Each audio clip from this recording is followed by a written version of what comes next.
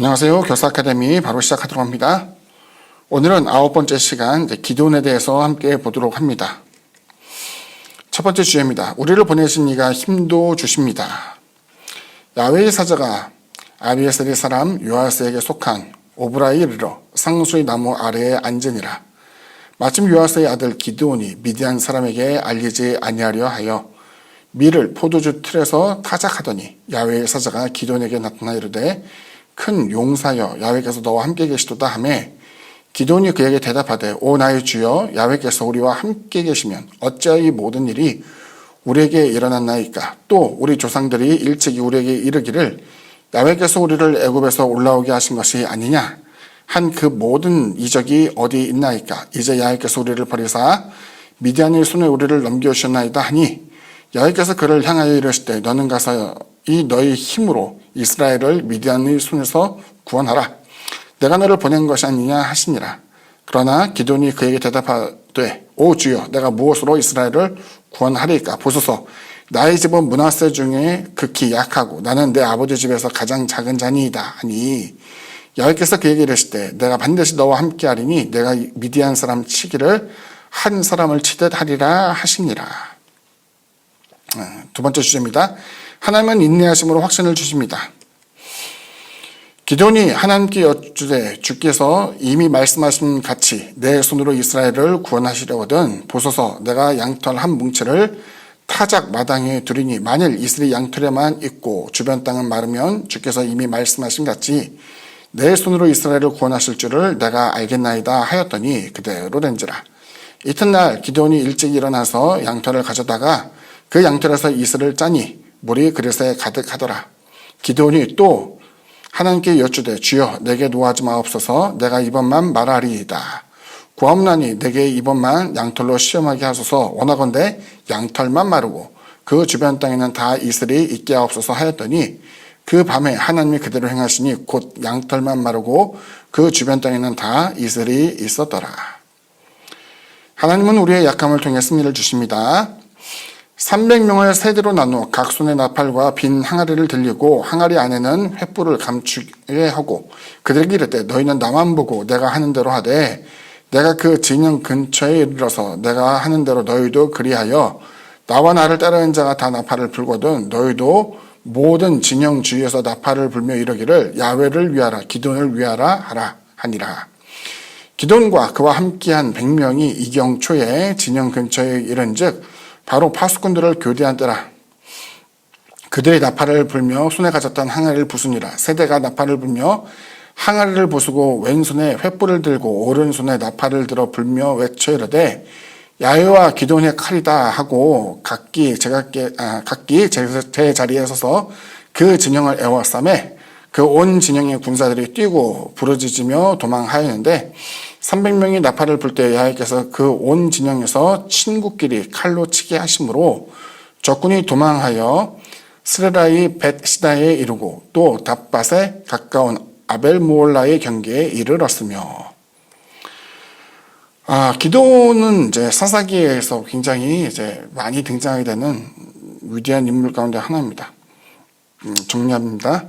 기드온을 부르시는 하나님. 지난 시간에 우리가 드보라에 대해서 이야기했는데 드보라는 여자 사사라는 특별한 의미도 있었지만 그의 원래 모습은 선지자였다고 이야기해요. 선지자는 하나님의 택하신 이제 고결한 사람을 이제 떠올릴 수 있는데 여기서 보게 되면 기드온은 굉장히 평범한 사람이었습니다.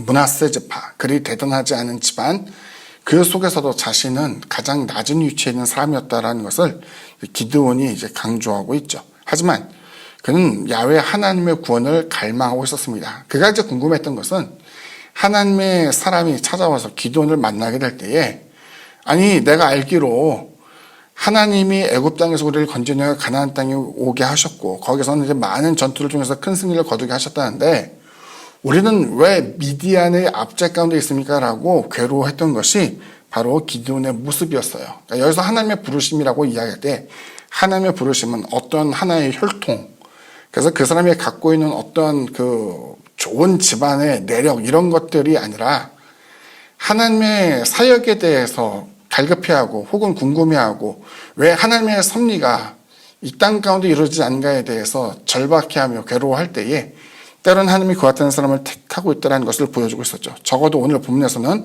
그 기드온을 하나님께서는 찾고 있었습니다. 두 번째로 기드온은 하나님의 확신을 갈망했습니다. 하나님이 이제 말씀하실 때 어떤 얘기를 하셨냐면은 내가 너를 들어서 미디안 사람의 손에서 그 이스라엘 민족을 구원해야겠다라고 이야기했죠. 문제는 뭡니까? 기드온은 혼자였잖아요. 당시 이제 미디안의 압제가 굉장히 중압감을 가져다 주었기 때문에 그건데 고통당하는 사람 가운데에 저항심이라는 게 생겼을 거예요. 그래서 이제 식민지 정책에 대해서 논할 때에 유화 정책을 펴는 것이 훨씬 더 무서운 것이 뭐냐면은 저항심을 느끼지 못하게 할 때 사람들은 결집되지 않거든요. 여기서 보면 이제 기드온이 미디안과 싸울 사람을 모집하게 될 때 수만 명의 사람이 몰려드는 장면이 나타나게 되는데 그와 같이 사람들이 그 미디안 사람들의 압제에 대해서 분노하고 있었고 그 구심점으로서 기드온이 나설 때에 사람들이 그 가운데 운집하게 된 것을 보여주고 있었죠. 그런데 이제 문제는 뭐냐면은 그럼에도 불구하고 그 미디안 사람들과 전쟁을 벌였을 때에 과연 우리가 이길 수 있을까라고 하는 생각이 당연히 들 수밖에 없었겠죠. 기드온도 여기에 대해서 이제 확신을 갖기를 원했습니다. 하나님은 너는 미디안 사람의 손에서 이스라엘 백성을 구원할 것이다라고 이야기했지만 기드온은 자꾸 두려우니까 하나님 내가 그러면은 어떠한 것으로 징표를 삼을 수 있겠습니까? 라고 이야기하며 양털을 사이에 두고 하나님께 자꾸 흥정하는 장면이 나오게 되죠. 그러니까 우리가 종종 생각해 보면은 하나님 앞에 어떤 표적을 구한다는 것이 사실은 믿음과 반대되는 내용처럼 보이기도 해요. 왜냐하면 하나님은 이미 말씀하셨고 미디안 사람의 손에서 이스라엘 백성을 구원해내겠다라고 이야기하는데 기드온의 마음가는 두려움이 큰 거예요. 염려가 생기는 거죠. 그러니까 이제 하나님께 묻는 거예요. 하나님, 그러면 그것에 대한 표적을 내가 좀 얻을 수 있을까요? 양털을 가지고 내가 하나님께 구하겠습니다. 한 번은 양털을 푹 적시도록, 지면에는 이슬이 생기지 않도록. 그 같은 것이 생기게 되었을 때 기드온의 마음 가운데 아니 이게 하나의 자연적인 현상인지 아닌지에 대해서 또 혼란스러울 수도 있었겠죠. 그리고 거꾸로 하나님께 요청합니다. 훨씬 더 어려운 내용이에요. 지면은 다 젖었는데 양털만 마르게 해달라고 이야기하며 구했을 때에 이것이 실질적으로 이제 구하게 되었죠. 그리고 군사를 모집했습니다. 3만여 명이 넘는 사람이 모였죠. 그리고 우리가 아는 것처럼 그 물을 마실 때에 얼굴을 내려서 고개를 쳐박고 마시는 사람도 있었고 움켜쥐듯 손으로 물을 잡아서 마시는 사람도 있었어요. 어떤 목회자들은 그것에 대해서 이렇게 이야기합니다. 경계심을 가지고 손을 움켜쥐는 사람, 이 사람은 하나님께 택하셨다라고 이야기하지만 저는 좀 이것을 다르게 생각해요. 소수의 사람을 택하신 거예요. 손으로 움켜잡고 마신 사람의 숫자가 적으니까 하나님께서는 적은 사람을 택하게 하셨죠. 그리고 그것에 대한 답변이 이것이었어요. 다수의 사람을 가지고 미디안 사람을 쫓아내면은 하나님이 아니라 너희들이 가지고 있는 숫자의 다수의 그 같은 사기 진작을 통해서 많은 사람들이 모였을 때에 승리를 거뒀다라고 얘기하지 않겠는가. 하나님이 원하는 것은 소수의 사람이다라고 이야기했죠. 그 소수의 사람 몇 명만 남아요? 300명만 남게 됐어요. 근데 이제 300명을 두고 수만 명의 미디안 사람과 상대하려니까 기드온이 잠이 오겠습니까? 여전히 불안해하죠. 그때 하나님께서 그 몇몇 사람과 함께 기드온을 그 미디안의 진영 가운데 그리고 이스라엘 백성의 진영 가운데 이제 다니게 하면서 거기서 무엇인가를 듣게 합니다. 네, 이스라엘 백성의 진영이죠. 어떤 사람의 꿈을 꾸었는데 기드온이 그 미디안 사람을 쓸어버리는 꿈을 꾸게 되었어요. 다시 말하면 소수의 300명만 모였는데 그 300명은 두려움에 떠는 사람이 아니었고 어떠한 사람의 꾼 꿈에 대한 해몽을 가지고 하나님께서 이스라엘 백성을 구원하기로 작정하셨다는 것을 전해 듣게 돼요. 기드온은 그때가 되어서야 비로소 안심을 하게 됩니다. 그리고 하나님께서는 이것에 대해서 자꾸 이야기하는 것은 그 기드온이 하나님에 대해서 의심하거나 혹은 하나님을 시험했다라고 보지 않았어요. 그러니까 우리도 그런 경우가 있어요. 기도하고 예배드리고 말씀 보면서 마음에 근심이 생기고 두려움이 생길 수 있어요. 그때마다 우리가 생각하기는 아유 내가 하나님께 기도하는 거 불순종의 모습 아닐까 불신앙의 모습 아닐까 배척할 것이 아니라 그 두려우면 두려운 그 솔직한 내면의 모습을 가지고 하나님께 매달리는 것도 저는 좋은 방법이라고 생각해요. 하나님의 책망을 주실지 또 다른 하나님의 그 같은 표적이 주실지 우리는 알 수 없지만 분명한 것은 내 마음에 두려움과 근심이 생길 때에 뒤로 물러나는 것이 아니라 그 자리에 머물면서 여전히 하나님의 그 같은 뜻을 구하고 응답을 구하는 태도는 대단히 좋다라는 생각을 하게 됩니다. 마지막 세 번째죠. 기드온을 향한 구원의 확신은 놀랍게도 동등한 군사력이 아니었습니다. 300명이라는 오히려 적은 군사를 두고서 하나님께서는 구원을 약속하셨죠. 그리고 그것이 성취가 되었습니다.